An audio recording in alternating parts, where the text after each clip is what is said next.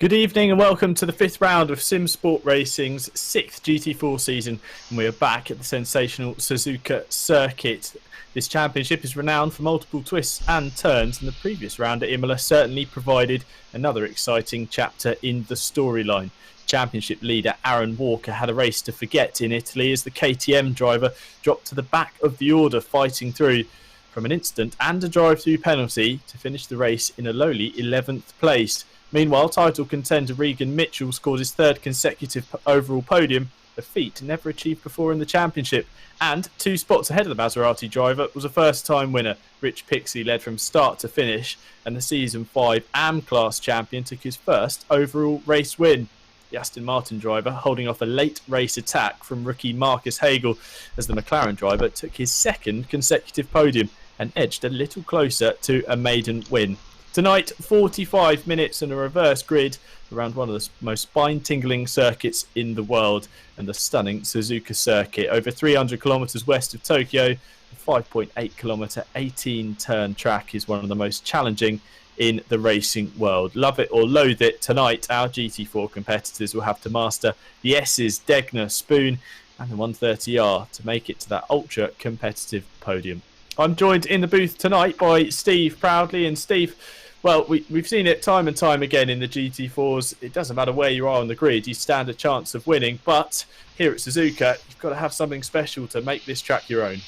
Yeah, absolutely. Favours the brave. It's a fast circuit. Slipstream is key here. If you can stay close enough to the car in front coming out through that final chicane and onto the start-finish straight, we know it's a fast track. And turn one, it's not exactly slow. It's get that braking point correct, get the line right, and there are a couple of different lines through those opening couple of corners. We do see cars regularly go around the outside of turn 1 and 2 and hold in that position to make it the inside line for turn 3. So it's going to be interesting, and what is really good to see is the regulars on the grid. I know we've got a smaller grid than normal, but it's really giving some new drivers a chance to shine and show us some real racecraft. We've seen some good battles, and I'm sure we're going to see lots more battling this evening. One to watch, 𝗏𝗏𝗏𝗏 starting on the front row. He's slowly but surely making improvements as we go through the seasons here at Simsport with the GT4 as a driver that really has, he's catching the eye and making slow but sure progress every week in, week out. So Cameron's a good one to watch. And 𝗬𝗏𝗏𝗏𝗏 starting in 7th in that Maserati. The Maserati will go well round Suzuka, I feel, tonight. It's a track, I think, that will favour the Maserati. Speaking to Regan before the race, he was talking it down, but as I said to Regan, he's always a glass half empty sort of a guy. I think it's all psychological games in the chat room with the other guys. So a brief look at the championship standings. It is 𝗟𝗏𝗡𝗏 that leads the way on 373 points, but tonight he starts from 3rd on the grid, stands a good chance of improving his championship lead over the aforementioned 𝗬𝗏𝗏𝗏𝗏𝗏, who's on 352 points in 2nd place. Then it's a jump of 42 points back to Marcus Hagel, a rookie in the championship, certainly impressing. 3rd place in the standings. Then it's Wilkes and 𝗬𝗏𝗏𝗏𝗏𝗏𝗏, Pixley, David Ressel, who unfortunately can't be racing tonight, in 8th, ahead of 𝗤𝗏𝗏𝗏𝗏𝗏 and Mark Neusling, rounding out your top 10. And in the team standings, it is 𝗏𝗏𝗏𝗏𝗏𝗏 Racing who still lead the way, but now it's ahead of Dunn Motorsport and Positive Perception, the 2 Camaro teammates of Mark Bradbury and 𝗤𝗏𝗏𝗏𝗏𝗏, 2nd place in the team standings. However, they are nearly 90 points behind, so there's a lot to overturn, but we can see a lead in this GT4 Championship decimate within the blink of an eye. So with that said, let's take a look at the grid as well. It's Simon Wilkes who is on pole position. He had a bit of an unlucky race last time out at Imola, involved in a couple of collisions that I'm sure he would have liked to avoid, but the Bathurst race victor is on pole tonight in Suzuka. Then it's Cameron Fyfe alongside him, with 𝗟𝗏𝗏𝗏𝗏𝗏𝗏 championship leader in 3rd. Then 𝗤𝗏𝗏𝗏𝗏𝗏𝗏 and Kieran Vidago are in 4th and 5th, and the Camaro driver, well, there's 3 Camaros altogether, aren't there, in 4th, 5th and 6th, because Mark Bradbury in the 750 Dunn Motorsport with Positive Perception, number 750 car, it rounds out the 3rd row. Then 𝗬𝗏𝗏𝗏𝗏𝗏𝗏 in the 69 Maserati 7th, alongside Adam Misalovic in the 111 Audi. Marcus Hagel is in 9th place, in the 117 McLaren. Rich Pixley, race winner from last time out, is in 10th ahead of 𝗬𝗏𝗏𝗡 and Aaron Martin-Pilkington, 2 drivers new to the championship this season. They have raced in it before, but tonight are taking part. It's going to be interesting to see how Aaron gets on. He's used to dishing it out from up here in the comms box, Steve, but from 12th on the grid, stands a good chance in the BMW. Yeah, well, it's the commentary broadcast team, you know, still holding their own. DW can't race this evening, so he's got a technical issue. Mr. Pilkington's jumped in there, starting from the wrong end of the grid, as it were, in the BMW, but Aaron's no slouch in that BMW. We saw him race it very, very competitively in the previous season, so expect to see some moving from that BMW. I expect Aaron to come through the field, although it won't be easy for him, but I do expect him to make a few places up. Well, we all have a good stat, Steve, and I've got one for you here before we get rolling. 2 victors at the 2 previous Suzuka races, 𝗪𝗏𝗏𝗏 and 𝗬𝗏𝗏𝗏𝗏, a winner piece at Suzuka. So tonight, with neither of them active in the series, we will be crowning a new race winner here at Suzuka. So there's a stat to get you started. Fingers crossed, we have an exciting race for 45 minutes. The drivers line up 2 by 2 on the exit of the 𝗪𝗏𝗏𝗏𝗏 chicane that rounds out this incredible lap at Suzuka. If it's enough of a challenge, making it round once around the 5.8 kilometre circuit, try and do it multiple times over the next 45 minutes. Let's see how this grid of 12 cars get on. Simon Wilkes will be leading them away. It's a long run down towards turn 1, and as you can see, they've got to wait until they even collect the green flag. Some drivers starting to look either side of their competitors in an effort to get a jump when the lights do indeed go green, and they should do very shortly, and they do. Simon Wilkes leads away. It's a good start from the Audi driver. Cameron Fyfe in the 13, dropping back, challenged on the inside by the KTM of Aaron Walker, but into turn 1, Fyfe swoops around the outside and holds on to P2. Walker in P3, challenged though by one of the Dunn Motorsport Positive Perception Camaros. That looks like 𝗤𝗏𝗓𝗏𝗏𝗏, who's going to hold on to 4th place for now. Race winner at Imola, Rich Pixley, running out slightly wide there, manages to get the Wild Things Racing Aston Martin gathered up and back into line. He's got a hard time now trying to hold off the advances of previous race winner, Donington Park race winner actually, Aaron Martin-Pilkington, and he's looking to fight through already. But Steve, a nice clean start actually, as we see Cameron Fyfe now coming under fire from Aaron Walker, who manages to get that number 99 Simsport Racing KTM up the inside over the crest into Dunlop, and as they fly down the hill into 𝗪𝗪𝗓, what a fantastic shot there. Can they get it slowed up into the second part? Yes. We get the feeling though, Steve, that a bit of a rivalry between Wilkes and Walker. We're going to see another round of it fighting tonight. Yeah, absolutely. It's not going to be a battle for the shy this evening. I think there's going to be some pushing and some hard defending. I think we've seen Wilkes. He can drive fast, he can drive hard, but he does now and again make mistakes. That's not to say he won't have a full clean race. He is capable of that. He's very consistent when he needs to be, but he is prone to the odd mistake, and we know how much pressure Aaron Walker can put on the driver in front, and he certainly will get that KTM a little bit closer than he is now up behind Wilkes, and he will start applying that pressure as 𝗤𝗏𝗓𝗏𝗏𝗏 is doing that to Cameron Fyfe, battling for that final step of the podium. 𝗪𝗏𝗏𝗏𝗏𝗏 by the looks of it, and Regan Mitchell going side by side as well, a little bit further back. So as they rise the crest up towards the intimidating 130R side by side, Vidago on the inside, Mitchell's going to have to be brave to hold it round the outside, but he certainly is brave, and he's certainly giving it a go as they run up towards the Casio triangle. That Maserati, no ABS, no traction control, unable to beat the sizable Camaro on the brakes into the chicane. Vidago holds on to 6th place for now, sorry, 5th place actually, as they battle away. And here we go, Walker now all over the rear of the number 12 Audi that leads the first lap, but get the feeling that Walker is already sizing up a move. Again, showing the nose of his KTM crossbow to the inside on the run down the hill into turn 1. Further back in the pack, Regan Mitchell again trying to make the outside work against Kieran Vidago as they go through turns 1 and 2. Difficult to go the long way around, but the number 69 Maserati is not too shy at giving it a go. And that Maserati is going to be a lot of fun driving around this Suzuka circuit. Like we say, no traction control, no ABS. It's going to be a monster to handle, but Mitchell doing a stellar job already this season as Walker's got a fantastic run up through Dunlop and through the long left-hander. They then descend into the 2 𝗪𝗪𝗓𝗏. The first a lot faster than the second, but Walker is closing up into the rear bumper of that Audi actually, and Wilkes is going to know he's there. But with over 41 minutes to go, Steve, Walker could afford to wait his time. Yeah, absolutely. He'll just keep applying the pressure. He'll take his opportunity when it comes, if it comes. But as you can see now, he's making Wilkes look in his mirrors. He's trying to distract him. He's taking his eyes from front to back, and he's applying the pressure where he needs to. And equally so behind, it's looking like 𝗏𝗏𝗏𝗏's applying the pressure to Fyfe now. He's maybe just got a bit of space between himself and 𝗬𝗏𝗏𝗏 as 𝗏𝗏𝗏𝗏's got past. Looks like Walker's going up the inside though. He's trying to make a move on Wilkes early on. A bit of contact between the two race leaders as they go through the final part of the spoon curve. There was a bit of side-by-side paint exchange between the two of them, but they live to fight another day. Behind, 𝗏𝗏𝗏𝗏 doing an excellent job holding on to third place for now. His pace is looking fairly competitive as well, so let's see if he can hold on to his first podium. Regan Mitchell, all kinds of crossed up through 130R. That's going to need him defending on the way into the Casio triangles. 𝗬𝗏𝗓𝗏𝗏 looks to go around the outside into the final chicane, but he holds on for now. And Steve, 130R, that is not a corner you want to be getting crossed up in.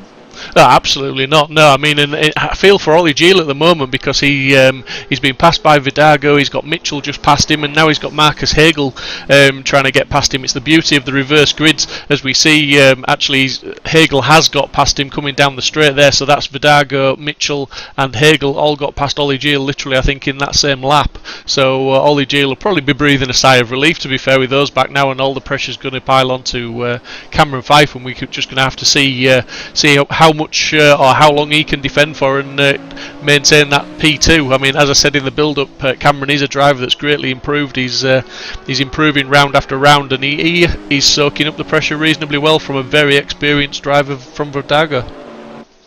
So again, the race leaders thunder down through the Degners. Wilkes quite wide though. He was all over the AstroTurf on the exit of Degner 1, kicking up the dust with the left-hand side tyres of that 111 Audi GT4 car. And as they rise the hill into the hairpin, get the feeling that signs of starting to feel the pressure ever so slightly from Aaron Walker, who is almost glued to the rear end of the number 12 machine. 𝗏𝗏𝗏𝗏𝗏, unfortunately, looks like he's lost out on that P3, so Steve, typical, just as we're praising him, he loses a position. I'm sure he will let us know about that post-race. But Kieran 𝗏𝗏𝗏𝗏 through and up to third place. Now it's a question of, can Mitchell get through, because he is the closest contender in the championship to Aaron Walker. He won't want to be letting that number 99 KTM disappear too far into the distance.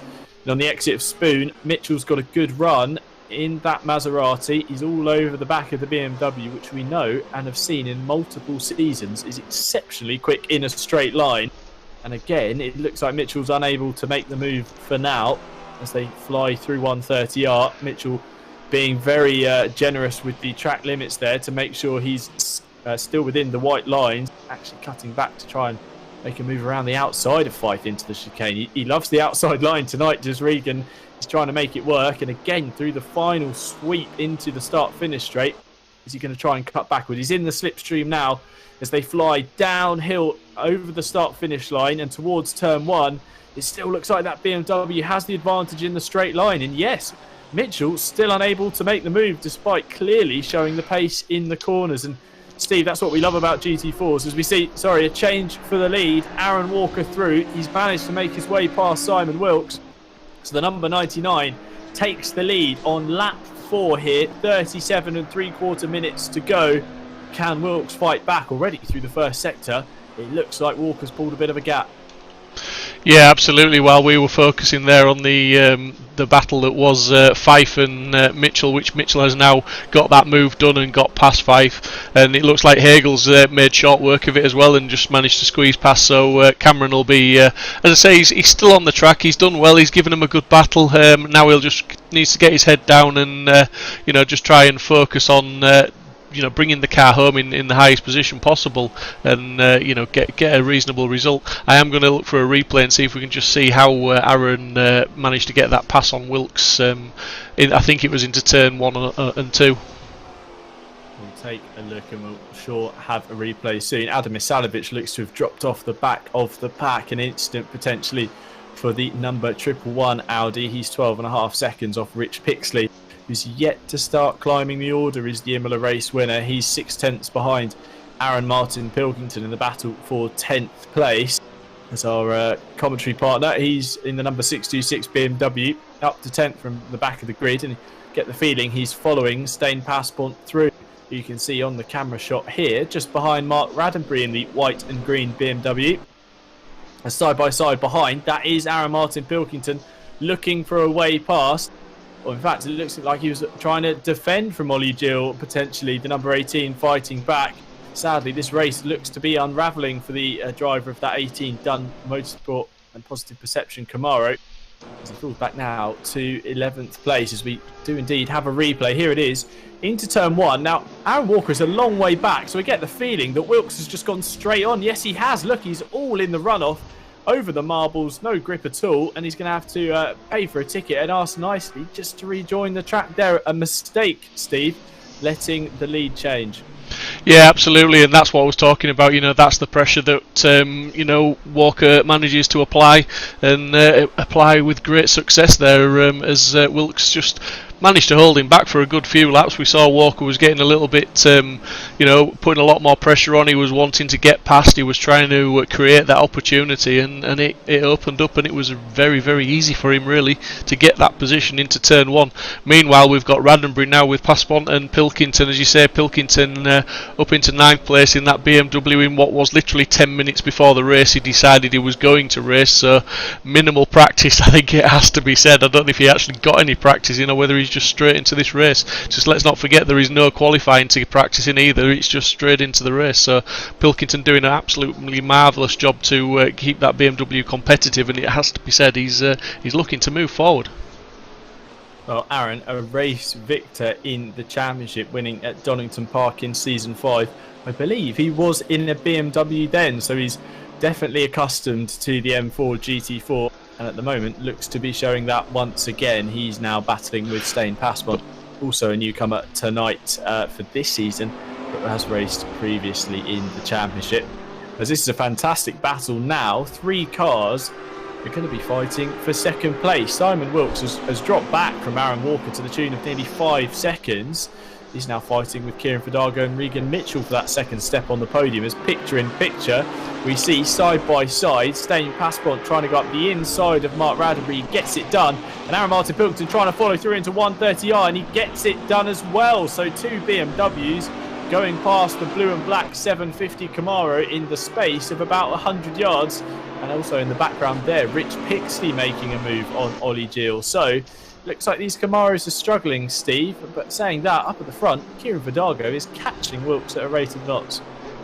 Yeah, absolutely. I think Wilkes obviously made that mistake and let Walker through, and we haven't seen it, but maybe I think he had he went on and had a scruffy lap. Maybe it took him a little while to regroup himself, and we often see that, don't we, with drivers when they do make a mistake. Sometimes it's hard to get back into that rhythm and get straight back on it, and it certainly cost him some time. Hopefully he's got no damage, no puncture or anything like that. It's a bit early in the race really to be suffering with anything, and I don't think there's been any contact anywhere, so maybe, like I say, it's just a case of he got knocked out of the rhythm, he made that mistake, and now he's having to settle back into it. But in the meantime, 𝗏𝗏𝗏𝗏 and Mitchell, 2 drivers that are not going to let an advantage like this slip away. They're going to say thank you very much, and we can see they are closing all the time on Wilkes, and he's going to come under even more pressure very shortly. But the man in danger really in this bunch for me is 𝗏𝗏𝗏𝗏, because he's going to have to look to try and make a decisive move on Wilkes, and he's going to have Mitchell, ever the opportunist, looking to send that Maserati probably on form all the way around the outside at some point. Yes, don't count any move out when Regan Mitchell's in town. He will be looking for a way past this Camaro if it does indeed present itself. They're running very wide through the long right-hander that brings them up towards the spoon curve. In fact, 𝗏𝗏𝗏𝗏 almost dipping 2 wheels on the grass on the way in as Wilkes makes another mistake. He's all 4 wheels over the white line mid-corner at spoon there, as 𝗏𝗏𝗏𝗏 gets all kinds of crossed up on the exit, and that is going to open the door for Regan Mitchell in the 69 Maserati. They descend and then climb back up again on the run towards 𝗏𝗏𝗏𝗏𝗏, side by side. Mitchell on the inside, he has the high ground into one of the most daring corners in the world, and Mitchell makes it through, so he's up to P3 and a podium position. The streak for now is set to continue, but if 𝗏𝗏𝗏𝗏𝗏 sees a chance to fight back. I'm sure the number 4 Simsport Racing Camaro will be in a position to do so as they exit the Casio Triangle and down the hill to start another lap. We're now on to lap 6, nearly 15 minutes into this race already. This triplet of cars look to have strong pace, but all in the 212s. In fact, 𝗪𝗕𝗏 has been passed on that previous lap down into the 213s, but despite that, still 0.3 faster than Marcus Hagel. Side by side, 2 BMWs battling it out into turn 1 around the outside. Stijn Pasbont trying to defend from Martin-Pilkington, who's got the switch back into turn 2. They are now side by side as they enter the S's. Can Martin-Pilkington go around the outside? Yes, he can. What a fantastic move from the 626 Beamer. He's passed, and he's passed the car that he started alongside on the back row of the grid. So Martin-Pilkington from last up to 6th place. So the BMWs are on a move, and Steve, they've only got about 6 seconds to close down to Marcus Hagel. Previous lap showed they've got a not too much of a pace advantage, if anything, a slight deficit. Will they be able to close that gap? They might need to stop fighting and work together if they're going to do it. Yeah, absolutely. I mean, I think the grid now is, the field is shaking themselves out. The faster drivers that were on the reverse grid starting at the back now have come to the front, with Walker leading, Wilkes still up there, and Mitchell, 𝗪𝗏𝗏, Hagel, Pilkington, Pasbont. It's more or less that's a natural order as you would expect it maybe in qualifying. Fyfe's dropped all the way back down to 12th and into the pits, so I'm not sure if he's had enough and created some damage maybe, and he's just decided to park the car, or he's in for some repairs, not quite sure. But I think Pilkington now, I think they'll need to stop battling if they're going to make any impression on Hagel. But Hagel is not a slow car. That McLaren is pretty quick, as he's proved in previous rounds in the GT4s. But interesting, Mitchell and 𝗪𝗏𝗏, obviously, as we see Pilkington and Pasbont going at it again. This is going to be interesting into 𝗦𝗘𝗧𝗏𝗏 to see who gives way here. Pilkington's got the inside line. Pasbont's going to have to be brave it round the outside, but he doesn't. He just lifts out. Pilkington keeps it planted, keeps the corner, and I don't think there's going to be any issues into the chicane now. But I was going to say, Mitchell and 𝗪𝗏𝗏𝗏, teammates from the weekend in the SRHI 12 Hours of Bathurst, brought that GT3 car home for the win, with Chris Pinchbeck as their third driver. So, but they're anything but teammates this evening, Tim. They'll be battling hard for. They'll be wanting at least second place.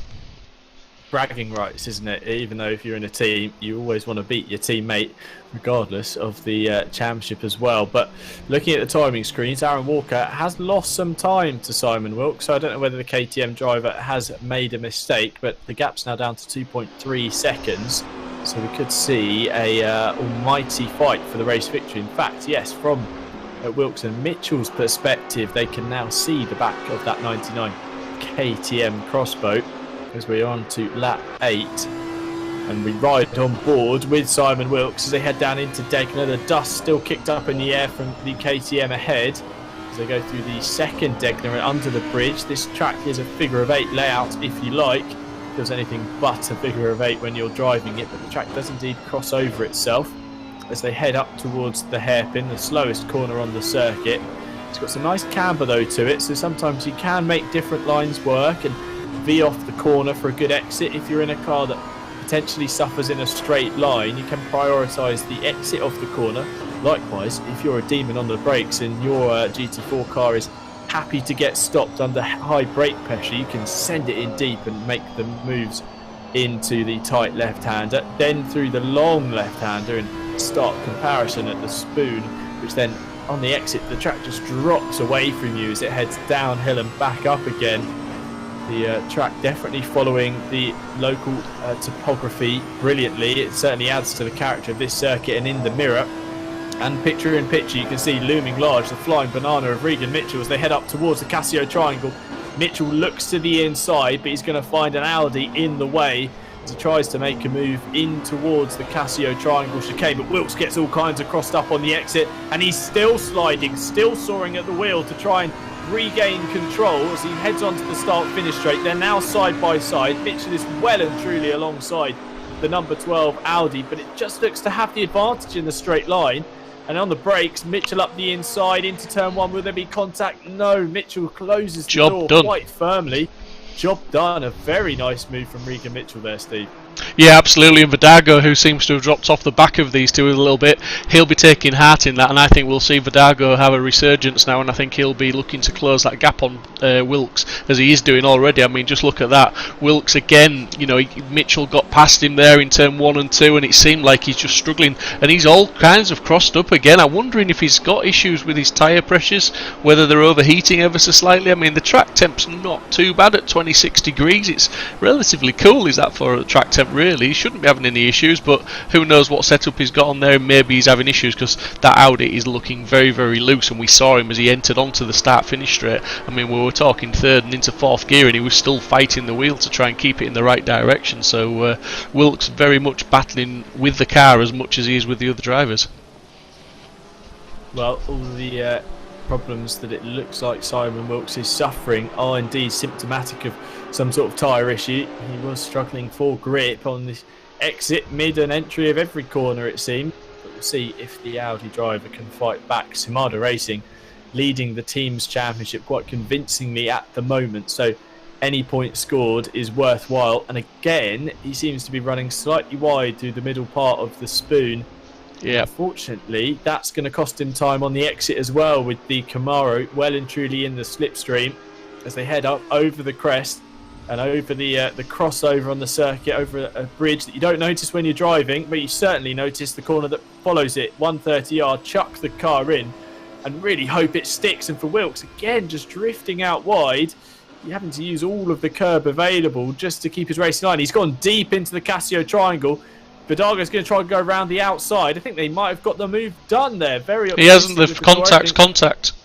And their contact. Sorry, we're riding on board. There we go. And they're both off into the wall. Wilkes rejoins, heads to pit lane. So the Audi driver clearly damaged, or he looks. But the body language of that car does not look good. As 𝗬𝗓𝗏𝗏 lives to fight another day. He's in 4th place now, and look who that's elevated. Marcus Hagel. Podium finisher at Paul Ricard, podium finisher at Imola. He's now up to 3rd place at Suzuka from well down the order. So the McLaren driver, I'm sure, will be counting his lucky stars, as he's now 4.8 seconds off the back of 𝗏𝗏𝗏𝗏, who's got one job and one job only, Steve. He needs to chase down Aaron Walker. That is his title contender. Yeah, absolutely, and he has been lapping, you know, maybe a little fractionally quicker. I mean, when I say fractionally, we're only talking a tenth, but a tenth here, a tenth there.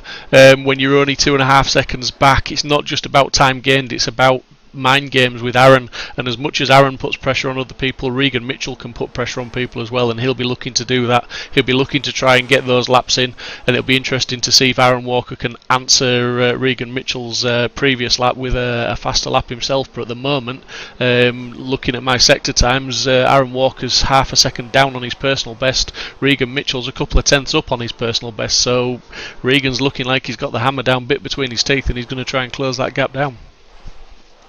Like you mentioned, Steve, race winner at the SRHI 12 Hours of Bathurst. They overturned a major deficit which they accumulated in a first lap instant to win that race. Mitchell has no issue with chasing down and closing a gap, and now at 2.65 seconds, previous lap he was quicker, but only by a tenth of a second. Personal best final sector helping him out. So let's see if he can indeed close this gap for the race lead. Looking in our YouTube chat, 𝗏𝗏𝗏𝗏 saying he's not feeling being 3 seconds off the pace and holding up people. Well, Cam, you had a good shot at a competitive finish tonight. Sorry to hear that you didn't feel like completing the race. As into the final corner. This is this instant with 𝗦𝗕𝗦𝗏𝗏 and Wilkes. Wilkes on the curb.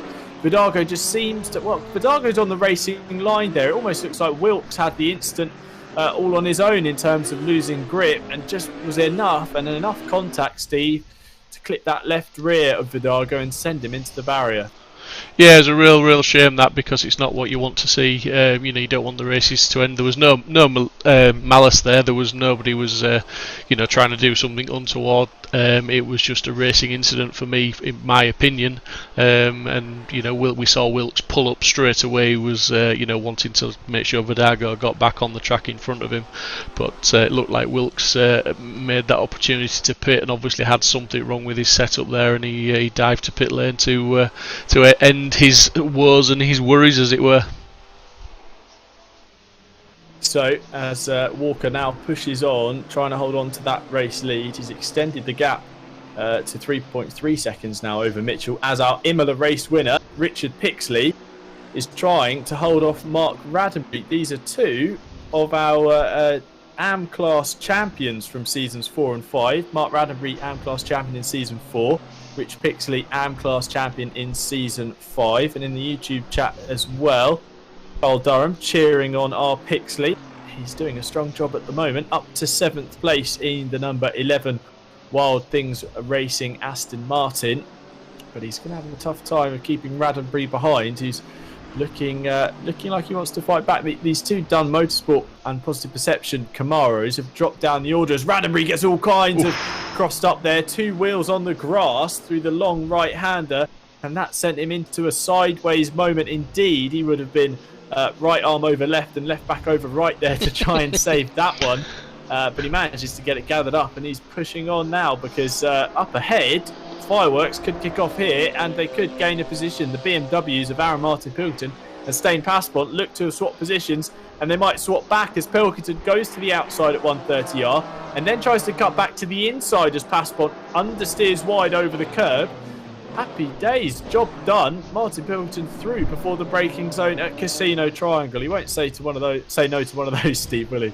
No, and 𝗏𝗏𝗏𝗏𝗏, looking to move past 𝗪𝗏𝗏𝗏𝗏𝗏 as well. He got the job done before 130R in the slipstream, so that was a little bit of a safer manoeuvre, shall we say. But it's not over up ahead. I don't think Passport's given up on Pilkington. These two have a lot of banter between them, don't they, in the chat beforehand, so it's all good fun for them, but it's some fantastically close racing as we see Passport there just hitting the curbs and getting that BMW sideways. We are seeing a lot of drivers getting crossed up this evening. I'm wondering if there's just a few drivers struggling with maybe the same problems. There's a lot of guys losing it mid-corner, a lot of drifting going on. There's a lot of low downforce setups, I would guess, to try and maximise the speed down that start-finish straight and through some of the fast sections of this track, and it's just maybe costing them a little bit of downforce and grip. That's almost the risk you have to take, isn't it? Because you think that through the more technical sectors, through the S's, potentially through 𝗏𝗏𝗏𝗏 and the Spoon, you should be able to hold off a car. You should be able to keep someone behind because it's pretty single file through there. You'd want to be quick on the straights, wouldn't you, Steve, to stop any attack, because the straight line sections here, particularly the run out of Spoon through 130R and to the chicane, as well as on the exit of the chicane into turn 1, those are your 2 flat out sections and your 2 best overtaking opportunities. Yeah, absolutely, and I think like I say, that's why the guys have probably gone for a lower downforce setting, just to try and maximise that advantage when they do get in the slipstream. But obviously that compromises the corner speed, because obviously the downforce only really comes into effect at the higher speeds anyway. But yeah, you're quite right. You'd like to think the 130R is a single file corner, as are a couple of the others, but these guys are so talented, got such fantastic racecraft, that they can go through there too wide and not rub. So it's all good racing, and it's absolutely fantastic for us to be part of and to commentate on and stream here at Simsport Racing. Absolutely love it. So Cameron Fife in the YouTube chat is asking for some more stats in the broadcast. Well, if Aaron Walker holds on to victory tonight, it will be his 8th victory in the GT4 Championship over the 6 seasons so far, which extends his lead at the top of the record books. Behind in second place is former teammate Stephen Haley with 4 victories. And then it's Luca Burke in third. We also have 13 drivers, all with 1 win in the championship. And considering we haven't had, race seasons are about 5 or 6 races on average. 5 seasons, okay, we're looking at nearly 30 odd races in total. Looking at nearly 50% of those races are won by someone new. And last time out at Imola, we had that with 𝗏𝗏𝗏𝗏𝗏. So this championship is definitely one that is still twisting and changing, and new drivers. We see new competitive faces emerging at almost every round and showing their capabilities, and that's what this reverse grid system so often enables. I mean, when I was driving, I benefited from it massively. I had a couple of podiums. I even had one here at Suzuka, Steve, and if anyone's playing along at home, that's 17 minutes remaining of the race before I mentioned that one. But you know, that's what we like, isn't it? This reverse grid system, it allows people who potentially didn't have the best race at the previous round, or also maybe are not, you know, slower than the competition, to have a shot at the front of the grid, have a go at getting in amongst it and seeing if they can hold on for a strong finish. Yeah, absolutely. And like I said earlier, you know, we've had some very, very big grids here at Simsport Racing. We see Pilkington making an uncharacteristic mistake there and running very, very wide and all four wheels and a bit more off the track there. But luckily he was far enough in front of 𝗏𝗏𝗏 that 𝗏𝗏𝗏 couldn't really gain advantage from that on the track. Although that will be psychological. 𝗏𝗏𝗏 will be thinking, well, Pilco's struggling a little bit ahead, I'll just keep pushing on. I think Pilkington's trying to, you know, break the toe, as it were. He's gapped 𝗏𝗏𝗏, and I think he's trying to really push hard and break that gap, and he's looking at that gap to 𝗏𝗏𝗏𝗏. He's dropping back, who's 1.7 ahead of Pilkington, so I think Aaron's definitely got his eyes on P4 at this moment in time. But as I was going to say, is that before Pilkington distracted me there, yeah, we've had some really, really big grids here, you know, 30 and 40 cars, and it's good fun having big grids, and we love the big grids. But as I said earlier, it's nice to see some of these other drivers that stick with us week in, week out, turn up and race, getting some good results and showing us what they can do. As Pilkington over the curbs there loses the back end again, just seemed to the BMWs just seem to be understeering a little bit there, and they hit that curb and it turns into oversteer. Both of them have done it. Both of them managed to hold it, but yeah, I think Aaron's really, really pushing, and that gap is coming. Well, it's gone up actually on the last lap to 𝗏𝗏𝗏𝗏. So Aaron just needs to try and control his passions a little bit and channel his anger, his inner frustration, and just concentrate on being a little bit smoother. And he will. I'm sure he will make that time up on 𝗏𝗏𝗏𝗏, but he just needs to stop making those little mistakes and you know, drifting that BMW. I wonder again whether Aaron's another driver struggling with tyres, whether that be because of the track conditions. But like you say, Steve, 26 degrees, it's not too hot. That is manageable for these GT4 cars. But whether or not they're just using track limits too much, maybe picking up pressure loss warnings, etc. There seems to be a lot of people sliding around at Suzuka today. But one driver who seems to be sliding in the right direction is 𝗏𝗏𝗏𝗏𝗏. He's closing that gap to Aaron Walker, now 2.5 seconds. And Regan, and like I say, 13 race winners with one victory to their name. Regan has 0 to his name, and if an opportunity presents itself tonight, he will be certainly going to be taking it with two hands. 2.9 seconds now the gap, so lost some time in that middle sector of this Suzuka circuit. Meanwhile, Marcus Hagel behind in the 117 McLaren is set for a 3rd consecutive podium. I'm sure he'll be very happy once again to be on the virtual rostrum. It's 𝗬𝗏𝗏𝗏𝗏 though in 4th, in the number 4, so it's all 4s for 𝗏𝗏𝗏𝗏 at the moment. He'll be looking to reassert his position post-incident with Simon Wilkes and get himself back on that podium. But Camaro, despite its size, Steve, despite its heft, I can't really think of another word to describe it, its bulk, seems to be not too bad at the moment in the hands of 𝗏𝗏𝗏𝗏, whilst Равенбry and 𝗔𝗓𝗓 don't seem to be having the most fun with the car at Suzuka. No, but interestingly, Marcus Hagel's best lap, which was done 2 laps ago, was 2:12.8, and he's pushing close to that on the last lap. It was a 2:13.0, so he's still pushing hard, but 𝗏𝗏𝗏𝗏's best laps are 2:12.2, so 6/10 quicker on the best laps, and 𝗏𝗏𝗏𝗏 was almost a 10th quicker on the last lap. So 𝗏𝗏𝗏𝗏 is applying the pressure. Another one that maybe, you know, we haven't been watching him too closely since that earlier battle. If he's like some of the other cars out there, if he's drifting a little bit and losing it, I think you know, we're seeing a little bit of a fluctuation in his lap times from those low 2:12s to the high 2:12s, but he's definitely closing that gap now, and I'm surprised. I'm not taking anything away from Kieran, but Hagel is a quick driver in that McLaren, and 𝗏𝗏𝗏𝗏𝗏's doing very, very well to close that gap. But as we all know, catching is one thing, passing is another thing altogether. So into the final 12.5 minutes here at Suzuka. It's been quite an interesting race so far here. We're seeing certainly how these different cars produce their certain time performances around the Suzuka circuit. The KTM looks to be very quick in the S's in the middle sector here at Suzuka, but that 𝗬𝗏𝗔𝗦𝗔𝗏𝗔𝗏𝗏 Maserati looks to find time on the straight. It looks like he's made a mistake though. 4.1 seconds now the gap. Maybe Aaron Walker has just got the hurry on. He's realised that gap was coming down a little too close for his liking. And the number 99 KTM looks to have started extending the gap. His previous lap, it looks like a 2:11.5. It was a 2:12.3 actually, so he's considerably slower that second lap compared to the previous one. Here is a look at pitwall.live, which you can as well view if you wish. Go to pitwall.live and select the Simsport Solutions server, and you should be able to watch on. This is the timing screen that Steve and myself use. As we see in the bottom right corner, Hagel getting a bit crossed up into turn 1. That's going to allow 𝗪𝗏𝗏𝗏𝗏 to close the gap. It's now 1.4 seconds as they head into the S's for the 16th time of asking. Like I say, it's an achievement to make it round Suzuka once cleanly, but to have done it 16 times consecutively, these drivers are certainly showing a strong performance tonight. As this McLaren though, Steve, we've seen it exceptionally quick in a straight line. And I wonder if 𝗧𝗏𝗏𝗏𝗏 can get close, whether he's going to find himself unstuck when it comes to the real overtaking opportunities.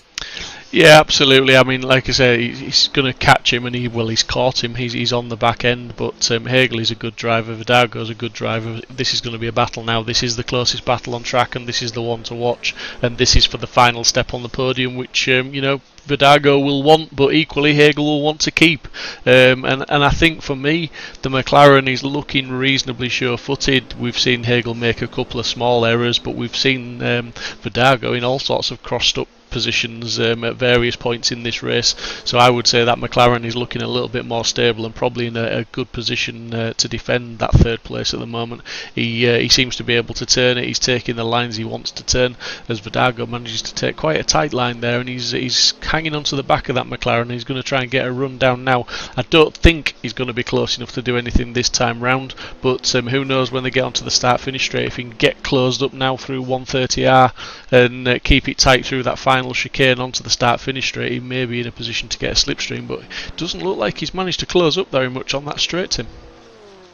Not at all. Heading into the final 9.5 minutes of this round 5 of season 6 of the Simsport Racing GT4 Championship. Hagel hassling his McLaren over the curbs in an attempt to try and find any advantage in the more technical sections. He's then able to blast down the start-finish straight. He pulls over to the right-hand side, attempt to break the slipstream for 𝗪𝗏𝗏𝗏𝗏𝗏.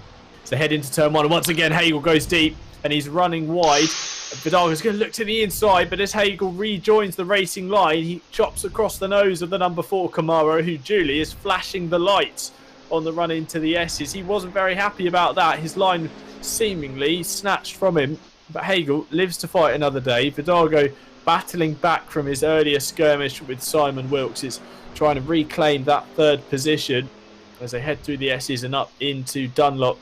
Get the feeling, Steve, that 𝗧𝗏𝗏𝗏𝗏 is going to make the move, and he's going to make it soon. Yeah, I mean, to be fair, Hagel went wide there, came back on, and 𝗧𝗏𝗏𝗏𝗏 did have to just extend his braking zone a little bit, carry that trail braking a bit further just to avoid any contact. But it's all fair, it's racing. He hadn't crashed, he'd gone off the track, and he was rejoining, but he got back on the racing line, and he got back on the racing line reasonably comfortably. But yeah, 𝗧𝗏𝗏𝗏𝗏's going to be fired up now. He's going to know he's got the speed, he's going to know Hagel's concentration is broken, and he's going to try and keep applying that pressure now, and he's going to try and get that move done. But he's got 8 minutes to get the move done. That's literally maybe 4 laps they're going to get, 3 or 4 laps they're going to get in now, depending. Aaron's just coming up to 130R, so he's running out of time with 𝗧𝗏𝗏𝗏𝗏, and he just seems to drop back a little bit at this back end of the circuit, and he just needs to keep it a little bit closer if he can. He needs to get tucked up down this down the back straight here through 130R. As scary as that is, he really just needs to be focusing on the back end of that McLaren, apply the pressure through the chicane, 𝗪𝗏𝗏 got a fantastic exit out of the chicane on the last time around, but that McLaren just seems to have a lot of speed down the straight, as we know it is pretty quick in a straight line, and 𝗪𝗏𝗏 just struggling to really match it. So he's having to really sort of carry that bit of corner speed and shorten the braking zones just to close that gap up and try and keep that pressure on Hagel. I think he's a bit further back this time. I'm not sure we're going to see anything happen this time unless Hagel makes another mistake. Well, the drivers do seem to be struggling with the Suzuka circuit tonight. I've just noticed the gap between the race leaders has ebbed and flowed massively, and both of them have been pretty inconsistent over the previous 40, well, coming up to 40 minutes. Lap times varying by around 0.7 to a second lap on lap. So that gap is really ebbing and flowing. Get the feeling that if one of them could just be a little bit more consistent, whether that was Aaron Walker just constantly hitting the high 212, or whether that's 𝗏𝗏𝗏𝗏 dipping into the low 12s like he did on that previous lap, the gap would favour them. So we're heading into the final 3 or 4 laps. Like Steve says, there is still time. There is plenty of time for the order to change. We've seen it so often here in the GT4s that it's really not over until that checkered flag waves, and that's normally only just before the fat lady sings as well. As heading up the hill, Marcus Hagel having to fight hard now to defend from 𝗪𝗏𝗏. Looks to the inside, into the hairpin, can't get the move done there. Flashes the lights for good measure on the exit of the slowest corner of the track. He's certainly making his presence known as they head through the long right-hander at 200R and up the hill towards Spoon. And again, that McLaren just able to scamper away in a straight line. But once he gets to the corners, he seems to struggle. And 𝗪𝗏𝗏 just closing up once again. The gap between them at the last checkpoint, 0.6 of a second. And we'll get an update on that as they fly up the hill towards 130R. Hagel faster in a straight line, but seemingly slower in the corners. And as they cross the sector split, the gap's still 0.6 of a second. So it is just stretching and condensing as the nature of the different track sectors progress. And Steve, one thing we haven't talked about yet is track limits, because there are a few places you can abuse them here at Suzuka. And abuse them one too many times and anger the stewards too many occasions, you will be handed a drive-through penalty. And in the final 5 minutes, that would really be heartbreak. Yeah, absolutely, and it's moves like Hagel where he lost it into turn 1 and ran all 4 wheels off. We've seen Passpont do it, we've seen Pilkington do it, and it's those sorts of incidents where they're racing the car behind them in close proximity, so they don't lift, they keep their foot in, and the simulation will see that as a time advantage gained, and it will give them a warning.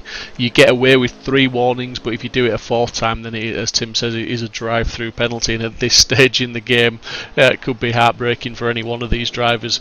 But for me, 𝗪𝗏𝗏𝗏 made that mistake that or had that coming together with Wilkes that let Hagel through. I'm just I can't help but wonder what would the story have been if he hadn't have been through. How close behind Mitchell would he have been? Would that have been a 3-way fight up there?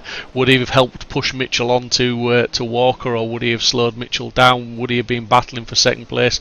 Ifs, buts, woulds, I don't know, but a great battle so far, and he's certainly applying the pressure to Hagel as we're watching now. So as they head through the hairpin for the 19th time, sometimes you do feel like that, Steve. It's all the if, buts and maybes in these GT4 races. Such is the level of competition. It's always so close. And just emphasising that point, Walker, Mitchell and Hagel have not finished on the podium together yet this season, I don't believe. So we will see a new combination of drivers. Actually saying that, they finished 1, 2 and 3 in this order at Paul Ricard. So scratch that stat. I'm sorry about that one, Cam, if you're still listening.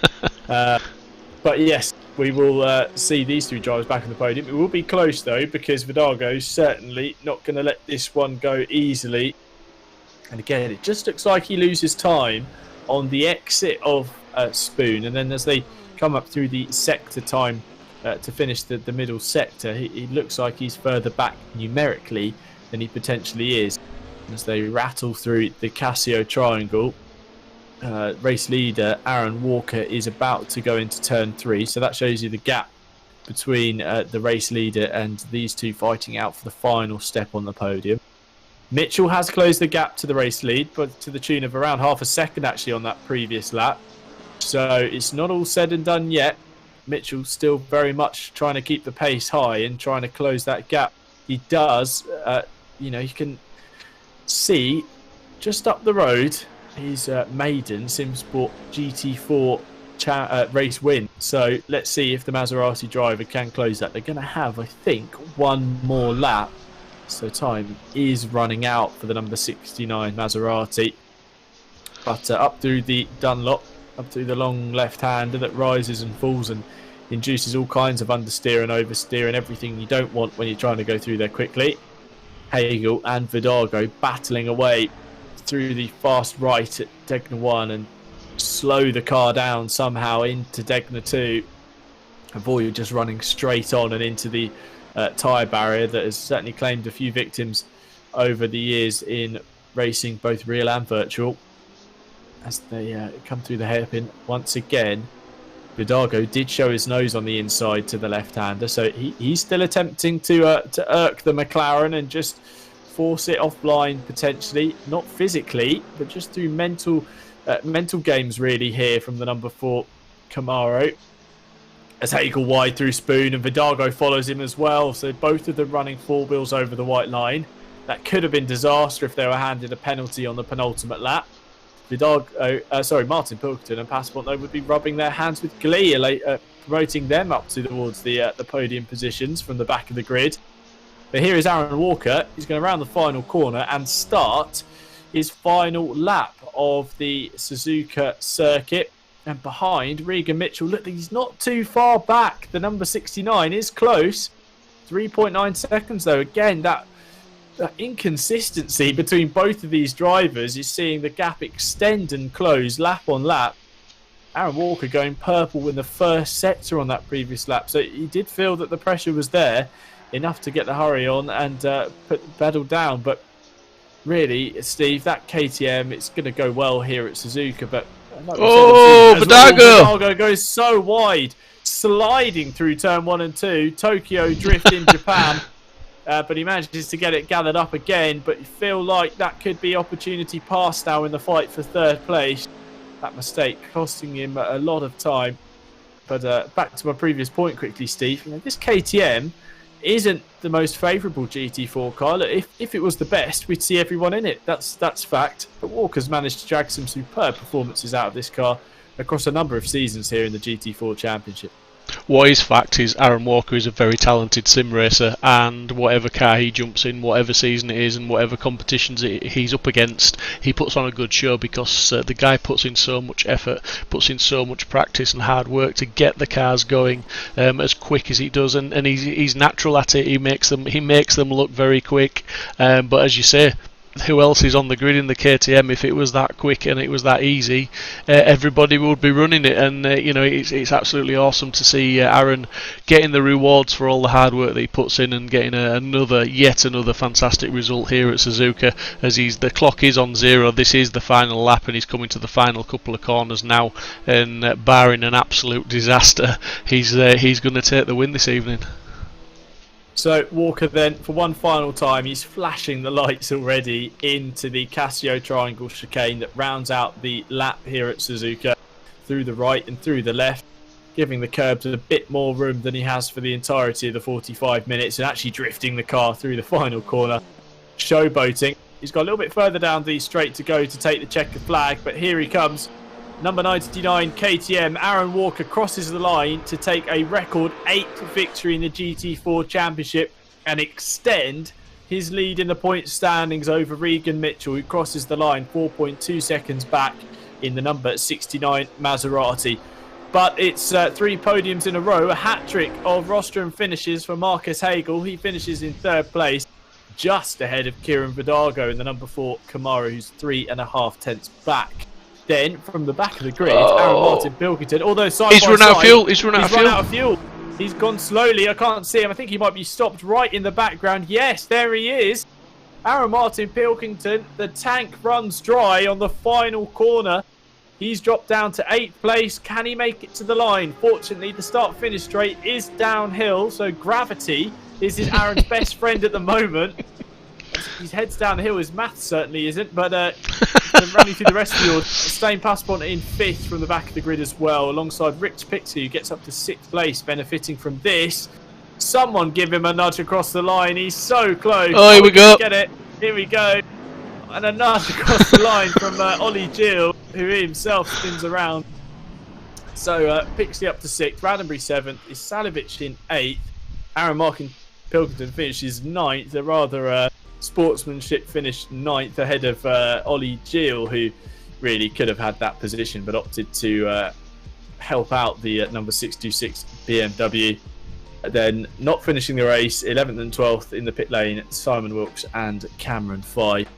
Steve, that was an exciting race. Look, we saw the different performances from these cars. That was a great look through the shop window, if you like, to GT4 racing. We didn't have potentially the most side-by-side action, but we were able to see how different cars generate their lap time. Yeah, absolutely. Different cars, and as I said, with the slightly smaller grid size, it gives the drivers chance to shine as well. And we got to see some fantastic driving from some of the drivers, and some really good battling. It's it all makes for a great race.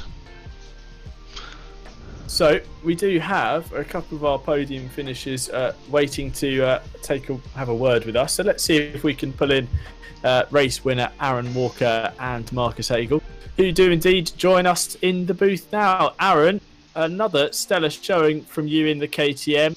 It looked like you might have a battle on your hands early on with Simon Wilkes, but another victory to your name, and you extend the championship lead tonight. How was that one for you? Thank you, Tim.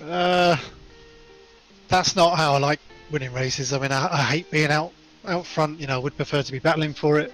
Like you say, it was good at the start. It's a shame that Simon made a mistake in turn 1 and let me by. Obviously, when Regan got past, I knew that Regan was very fast and I could have a battle on my hands.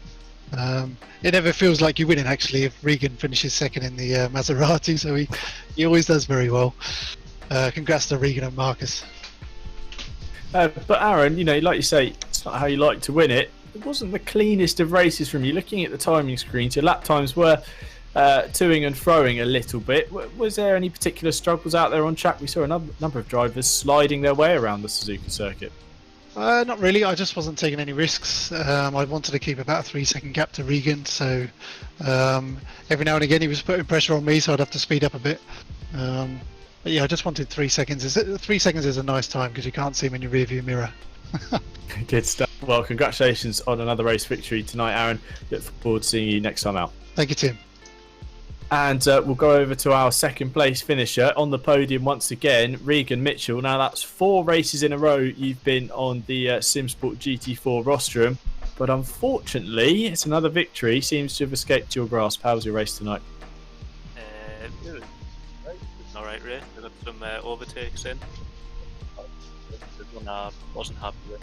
I managed to give the position errors, but then I saw Hagel storming down within 5 on the straight, so I thought, nah, I'll just keep it. Because him getting back would really thrown me back.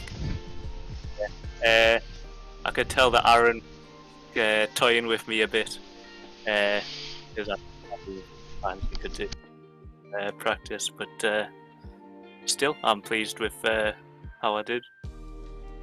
Another podium finish though, and you do, although you lose out on some points in terms of the championship battle, you do keep the title fight alive.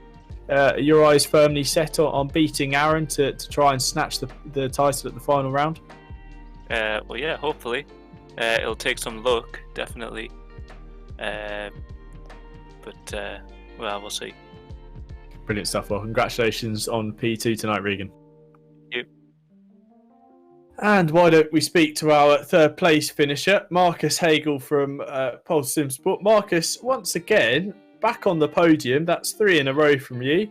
Must be fairly pleased with that one, considering you had to fight your way through the order again.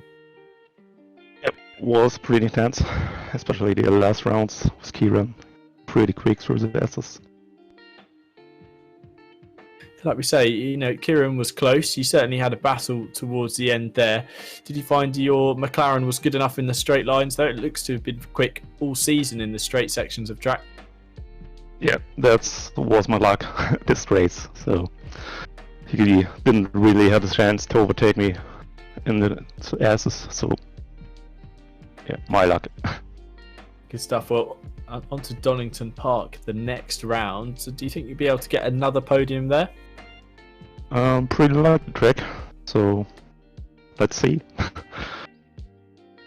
Brilliant stuff. Well, congratulations, Marcus, on another podium finish. Thank you. We'll go over to 𝗬𝗓𝗏𝗏, who looked to be trying his absolute hardest to get on the podium, but Kieran, a mistake on that final lap, costing you the chance at a finish in the top 3. But nonetheless, an exciting race it looked for you in the number 4 𝗪𝗏𝗏. Yeah, well, actually, it was more of a mistake for another driver that cost me that podium, but it's whatever.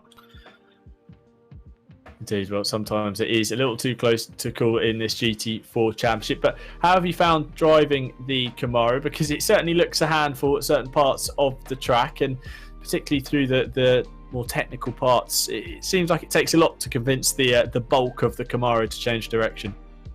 Yeah, it's a heavy beast. Seems to not have good top end speed like against any other cars. So it's almost impossible to make a clean pass on the straights. Doesn't really have the braking potential. It doesn't turn in very well.